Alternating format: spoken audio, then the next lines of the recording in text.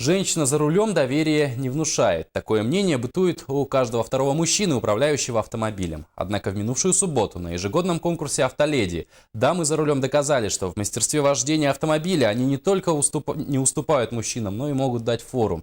О том, как прошел конкурс и что нужно было сделать участницам, чтобы получить главный приз, расскажет Сергей Алексеев. Оказать первую помощь пострадавшим на дороге, заменить самостоятельное колесо у автомобиля, знать правила дорожного движения и не только. Это главный критерий для участия в ежегодном конкурсе «Автоледи». В этом году он проводился в 4-й раз и под лозунгом «Безопасность детей на дороге». Женщины, они в первую очередь матери, жены, хранительницы домашнего очага. И им, как никому, пожалуй, понятна и близко тема безопасности своих близких на дороге. Наличие детского удерживающего устройства стало главным критерием оценки участниц в номинации «Самый гламурный автомобиль».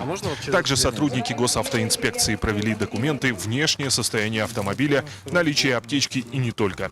Но основная борьба за приз развернулась на автодроме. Участницы преодолевали условную полосу препятствий. Змейка пошла.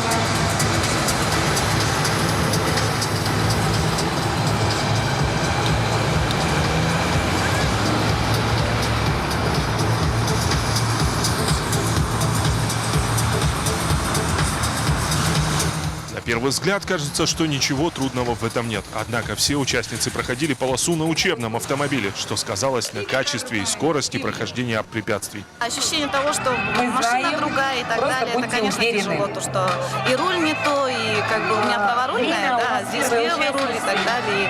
И зеркала, это многое роль играет, оказывается. Волнение. Я все время искала коробку справа.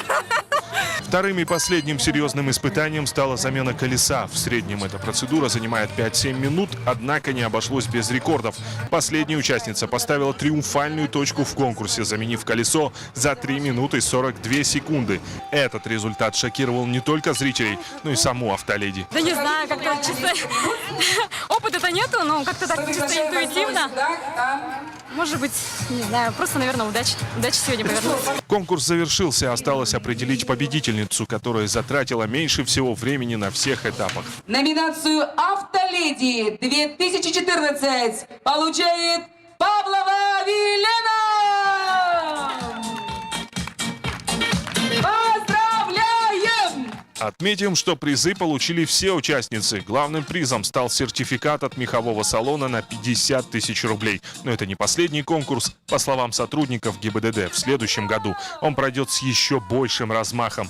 Сергей Алексеев, Павел Танин. Новости столицы.